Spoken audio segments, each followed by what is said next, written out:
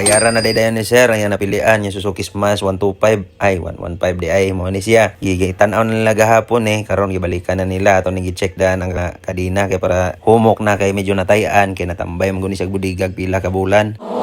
Latest din nila napilian 3 years estrado all stock 2024 model na nay plaka. Kato ikaduha nga buyer ato ning tong tarungon kay ato ning silingan.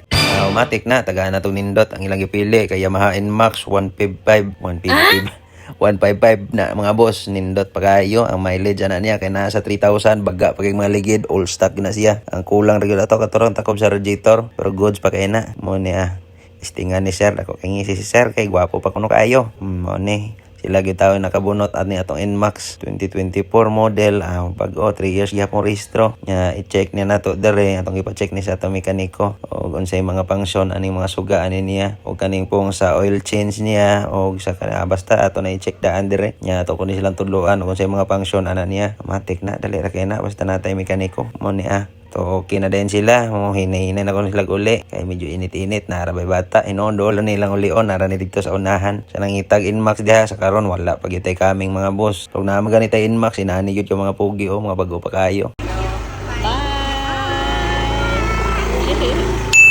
To natay buyer karon daring dapita nagtanaw-tanaw si sir sa atong reader ani yang gitistingan bag-o pa kaayo 2024 model 3 years gyapon rehistro ang mileage ana 12,000 stock pa pod apil iyang ligid mao pa gyud wa pa nailisan gawas sa kaning iyang air cleaner gilisan siya katungkap pero katumahalon indot kaya porma wa touch sa way garas all stock pa sino pa kaayo kasi si sir katunay iyang bayaran ang mabayad siya gahat kay nagdala naman siya helmet lisod man daw magdala siya helmet pa uli wa siya motor mo ni natay buyer gikan paniglapo-lapo si sir kay mananaw lagi daw siya motor katong click unta daw nga mga puti yan nakitaan niya nahali naman daw matong kani yang gitistingan matik okay pa daw kaayo aton lang puning gitistingan pod matong ka-decide si sir bayaran na niya dayon check ang engine og chassis o kanang mga routine nato dire sa pagpamaligyag motor ato nang ibuhat tanan so sa nangitag Honda click diha kay sagaran click yung mga buyer nato mga boss yung mga nindot yung murma ning atong click dire nya kusog-kusog sa ceiling sa click karon kay maayun managan nangitag motor diha located dito sa Dawis Talisay or visit atong page NF Motorcycle Cebu. Salamat.